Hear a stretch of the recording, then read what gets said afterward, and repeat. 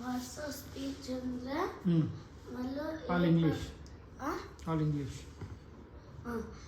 8 parts of speech are noun, pronoun, verb, adverb, adjective, preposition, conjunction, interjection.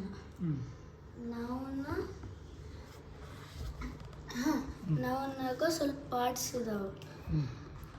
ಮೊದಲು noun ಅಂದರೆ naming word of a name, place, animal or thing is called a noun.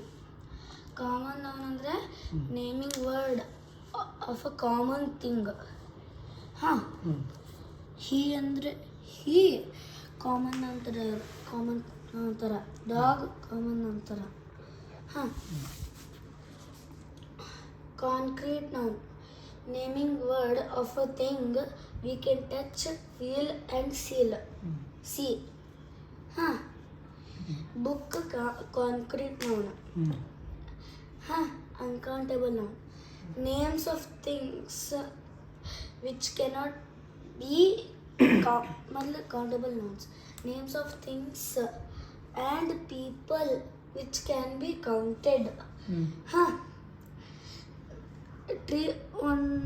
Trees ಇರ್ತಾವ, ಅದನ್ನು ನಾವು count ಮಾಡ್ಬೋದು.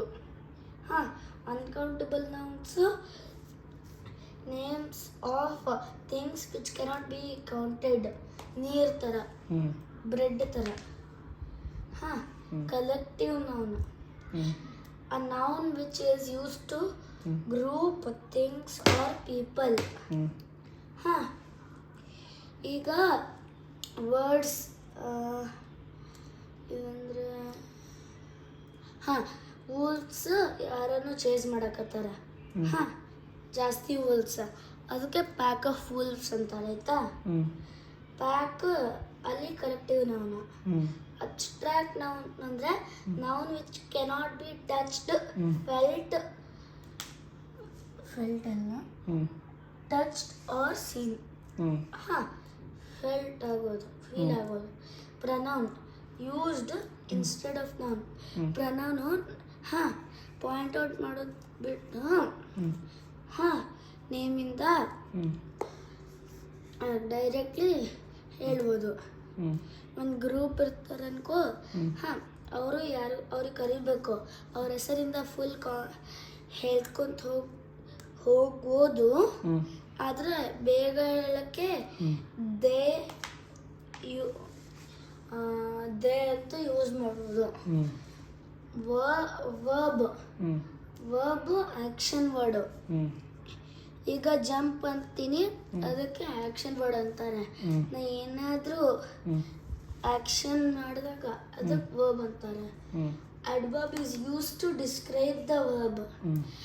ಈಗ verb ಇರ್ತೈತಿಲ್ಲ, ಅದನ್ನ adverb describe ಮಾಡಕ್ಕೆ ಇರ್ತೈತಿ. Adjective use to describe the noun or pronoun.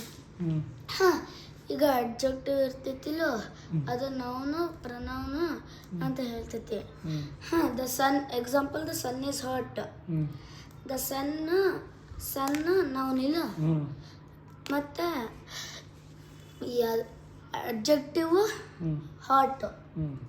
ಮತ್ತೆ preposition use to tell the place of the noun or pronoun.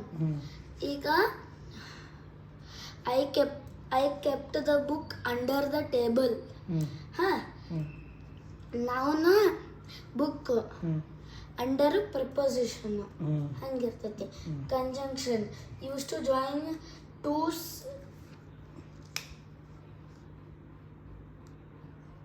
two sentences or two words. Conjunctions ಎರಡು ಸೆಂಟೆನ್ಸಸ್ನ ಇಲ್ಲಾಂದರೆ ಎರಡು ವರ್ಡ್ಸ್ನ ಜಾಯಿನ್ ಮಾಡೋಕ್ಕೆ ಯೂಸ್ ಮಾಡ್ತೇವೆ. ಕಂಜಂಕ್ಷನ್ಸ್ದ ಎಕ್ಸಾಂಪಲು ಬಟ್ ಮತ್ತು or. Do you want example, do you want coffee or tea. Next interjection. ಅದು ಸಡನ್ ಎಕ್ಸ್ಪ್ರೆಷನ್ಸ್. ಹ್ಞೂ ಓ, ಅಲಾಸ್, ಬ್ರಾವೋ, ಹಾಂ ಹಂಗೆ. ಅದಕ್ಕೆ ಇಂಟರ್ಜೆಕ್ಷನ್ಸ್ ಅಂತಾರೆ. Homophones, words which have same pronunciation, different meaning and spelling. ಹಾಂ, ಈಗ homophones ಅಂದರೆ ಹಾಂ, ರೈಟ್ ಮತ್ತು ರೈಟು. ಒನ್ ರೈಟು WRIT ಬರೆಯೋದು. ಇನ್ನ ಒಂದು ರೈಟ್ ಸೈಡು RIGHT ಹಾಗೆ. ಹಾಂ, ಡಿಫ್ರೆಂಟ್ ಸ್ಪೆಲ್ಲಿಂಗು ಡಿಫ್ರೆಂಟ್ ಐತಿ, ಮೀನಿಂಗು ಡಿಫ್ರೆಂಟ್ ಐತಿ, ಆದರೆ ಪ್ರೊನೌನ್ಸಿಯೇಷನ್ ಸೇಮ್ ಐತಿ. ಅದಕ್ಕೆ ಹೋಮೋಫೋನ್ಸ್ ಅಂತಾರೆ. Homonyms, words which have same spelling, same pronunciation but different meaning.